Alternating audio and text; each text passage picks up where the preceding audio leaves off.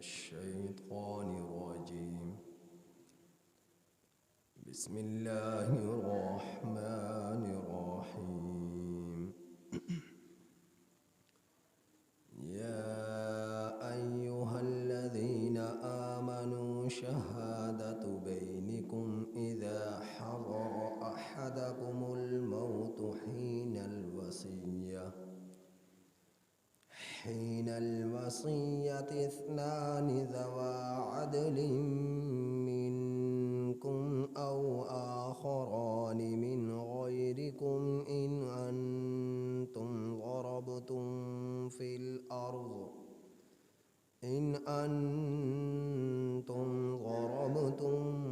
في الأرض فأصابتكم مصيبة الموت تحبسونهما من بعد الصلاة فيقسمان بالله إن ارتبتم لا نشتري به ثمنا ولو كان ذا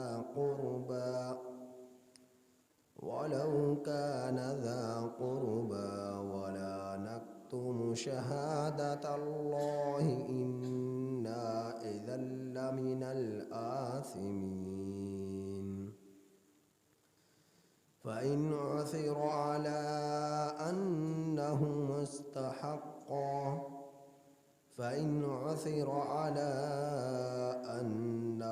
استحقا إثما فآخران يقومان مقامهما من الذين استحق عليهم الأوليان فيقسمان بالله لشهادتنا أحق من شهادتهما وما اعتدينا إنا إذا لمن الظالمين.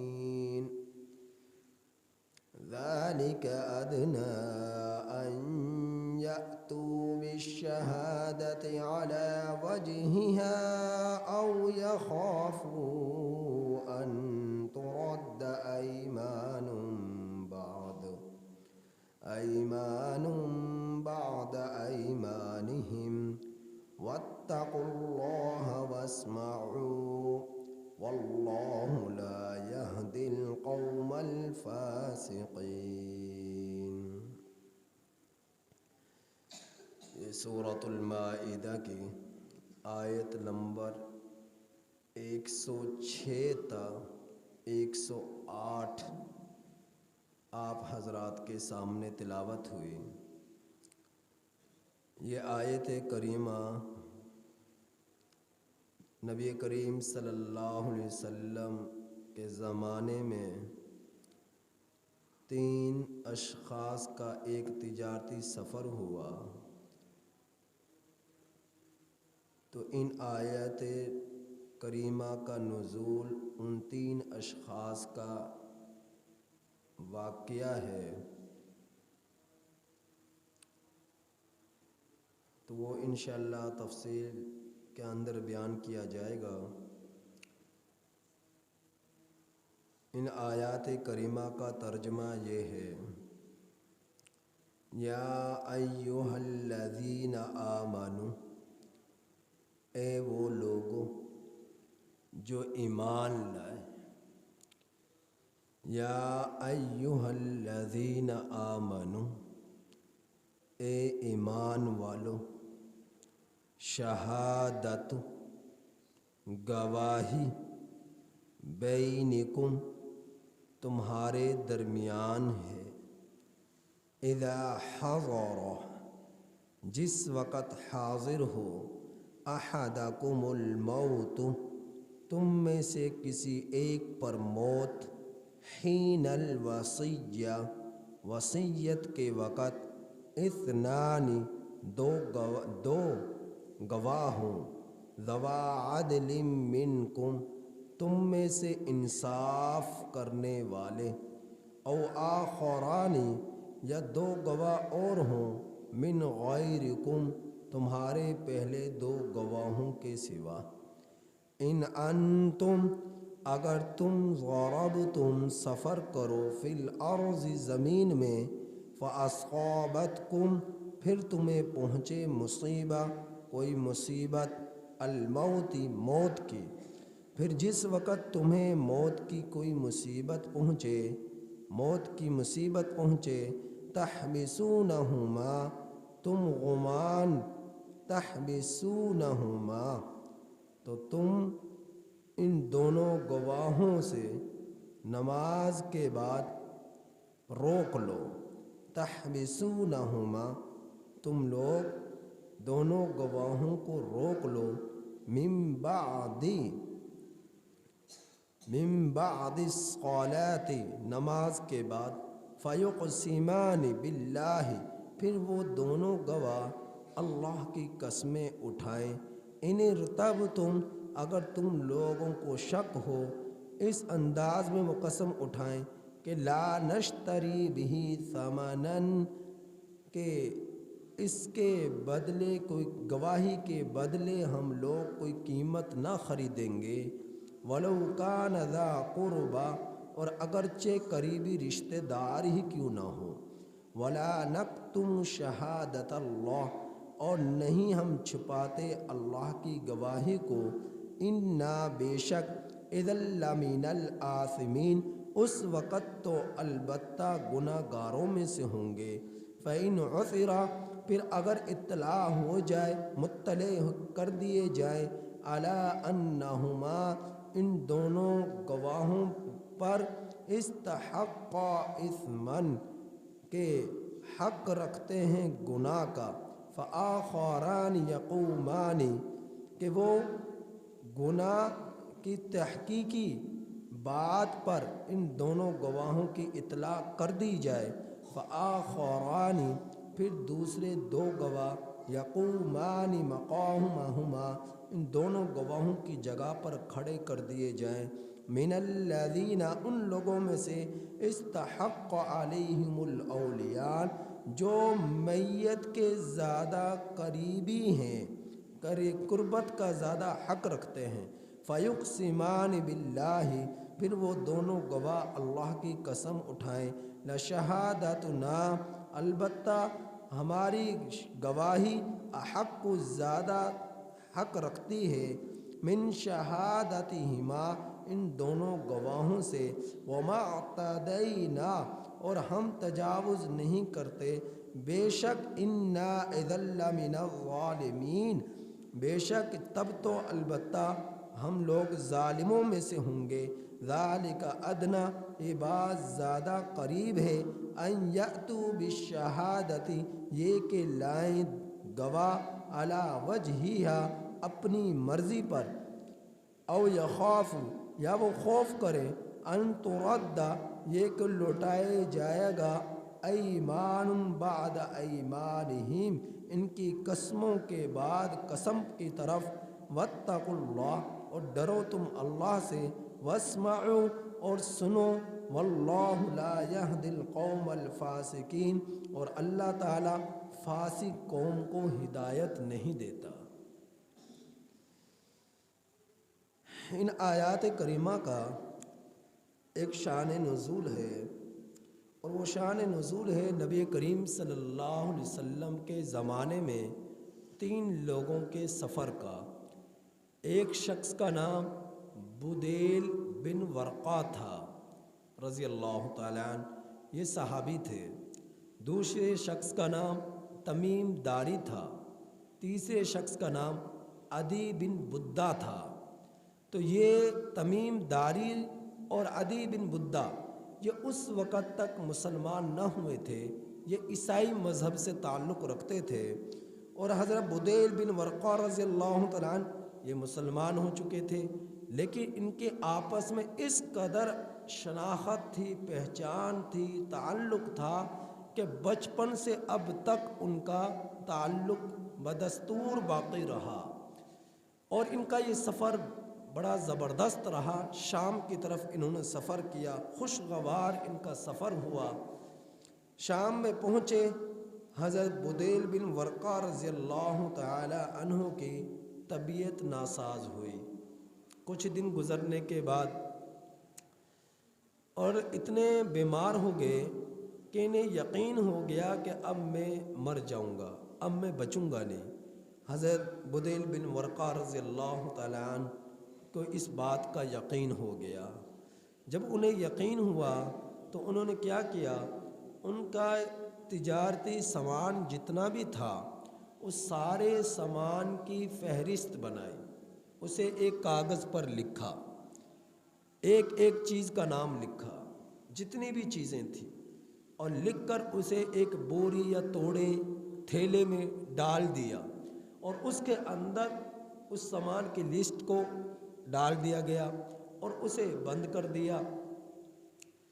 حضرت بدیل بن ورقہ رضی اللہ تعالی عنہ نے اپنے ان دونوں ساتھیوں سے کہا کہ میرے جو ہے ایک بیوی اور چھوٹے بچے ہیں، یہ میری امانت ہے اور یہ آپ دونوں نے ان تک پہنچانی ہے۔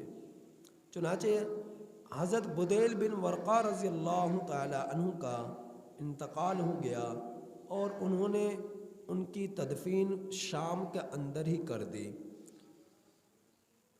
اب واللہ عالم کہ ان کا نماز جنازہ پڑھایا گیا یا نہیں پڑھایا گیا، اللہ تعالیٰ ہی بہتر جانتے ہیں۔ تو کیونکہ دو ساتھی تو عیسائی تھے، وہ اکیلے مسلمان تھے، لیکن مسلمان اسلام کی حالت میں، ایمان کی حالت میں مر جائے تو اس میں تو کوئی شک نہیں کہ اللہ اس کی مغفرت فرما دیتے ہیں۔ یا تو اول مرتبہ مغفرت ہو جاتی ہے یا اللہ رب العزت اس کا حساب کتاب لینے کے بعد جو بہتر سمجھتے ہیں وہ فیصلہ فرما دیتے ہیں۔ اگر نماز جنازہ نہ بھی پڑھا جائے تو نماز جنازہ پڑھے جانا مغفرت اور بخشش کے لیے شرط نہیں ہے، یہ تو مسلمانوں پر حق ہے میت کا کہ وہ اس کی طرف سے نماز جنازہ پڑھے، اور یہ فرض کفایہ ہے کہ باقی لوگ جو ہے اس کی طرف سے جنازہ پڑھیں۔ اب جنازہ پڑھانے والے چاہے بہت کم ہی لوگ کیوں نہ ہوں۔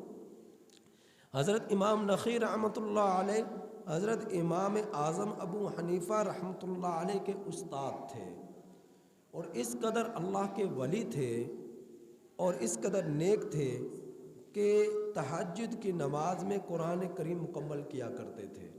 حضرت امام نخعی رحمۃ اللہ علیہ یعنی ایک رات کے اندر پورا قرآن کریم پڑھا کرتے تھے، اس قدر کو تلاوت قرآن کا شوق تھا حضرت امام نخعی رحمۃ اللہ علیہ کا۔ تو ان کے زمانے میں جو حکومت تھی اس حکومت نے شریعت کے خلاف اس امور کے حکم دیا اور اس پر عمل کیا جا رہا تھا۔ امام نخعی رحمۃ اللہ علیہ نے اس پر تنقید کی کہ تمہارا یہ کام شریعت کے خلاف ہے۔ بس پھر ہونا کیا تھا، حکومت کے خلاف کوئی آواز اٹھائے ہر زمانے میں تو حکومت پھر بہت کم ایسے لوگوں کی ہوتی ہے جو انتقام نہ لے، تو انہوں نے انتقام لیا۔ انتقام کس طرح لیا کہ انہوں نے ان کے گرفتاری کا آرڈر دے دیا کہ انہیں گرفتار کیا جائے۔ حضرت امام نخعی رحمۃ اللہ علیہ وہاں سے روپوش ہو گئے، چھپ گئے، نکل گئے، گرفتار تو نہ ہو سکے لیکن اپنی طبی موت مرے۔ لیکن جس وقت حضرت امام نخعی رحمۃ اللہ علیہ کا انتقال ہوا، ان کے انتقال کے وقت ان کی نماز جنازہ میں صرف 7 افراد شریک تھے۔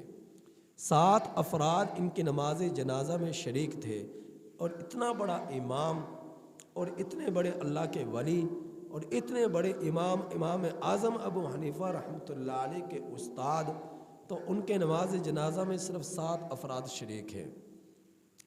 تو جنازے جو ہے ایمان کی حالت میں کوئی فوت ہو جائے تو اس کا مطلب یہ نہیں کہ وہ جہنم میں جائے گا، جنازہ نہیں پڑھی گئی یا کم لوگوں نے پڑھی ہے۔ ایمان کی حالت میں موت آ جائے تو یہ اللہ کی طرف سے بہت بڑا انعام ہے، اور نماز جنازہ اگر کسی اللہ کے ولی کا لوگ پڑھے تو یہ ان کے لیے سعادت ہے۔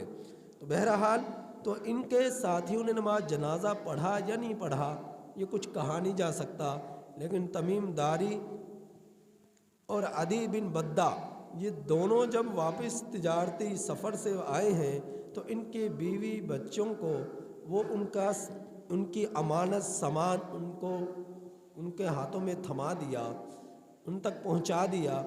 تو چونکہ غم تھا، انہیں خبر دی کہ آپ کا شوہر، آپ کا والد وفات پا چکا ہے، تو غم میں نڈھال ہو گئے، پریشان ہو گئے کہ ان کی جدائی کا غم تھا۔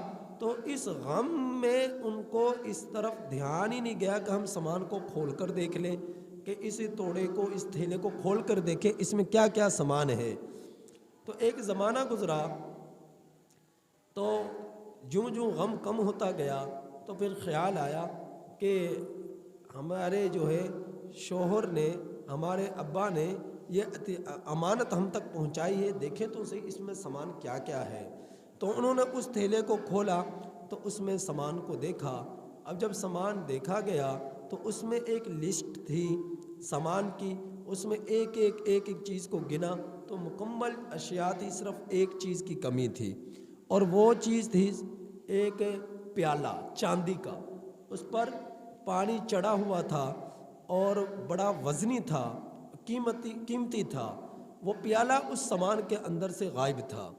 اب انہوں نے ان دونوں کو بلایا، عدی تمیم داری کو اور عدی بن بدہ کو۔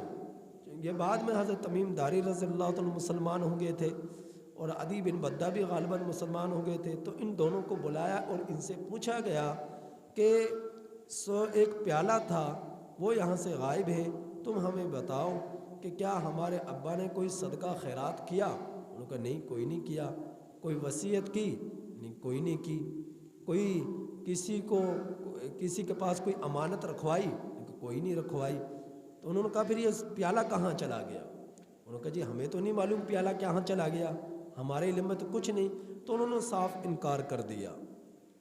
خیر یہ لوگ خاموش ہو گئے۔ ایک وقت گزرا تو حضرت بدیل بن ورقہ رضی اللہ تعالیٰ عنہ کے رشتہ داروں میں کسی کے ہاں شادی تھی، تو وہ شادی کے لیے کسی سنہارے کے پاس گئے، ہیں کہ زیور بنوانے کے لیے۔ جب وہاں گئے تو دیکھا کہ وہ پیالہ اس سنہارے کے پاس موجود ہے۔ انہوں نے دیکھا تو پہچان لیا، یہ تو وہی پیالہ ہے لسٹ میں جس کا عدم موجودگی کیا لسٹ کی بنا پر پتہ چل رہا ہے کہ وہ سامان میں موجود نہ تھا۔ انہوں نے پوچھا کہ یہ پیالہ تمہارے پاس کہاں سے آیا ہے؟ تو پھر اس نے بتایا کہ یہ پیالہ مجھے فلاں فلاں شخص نے فروخت کیا ہے۔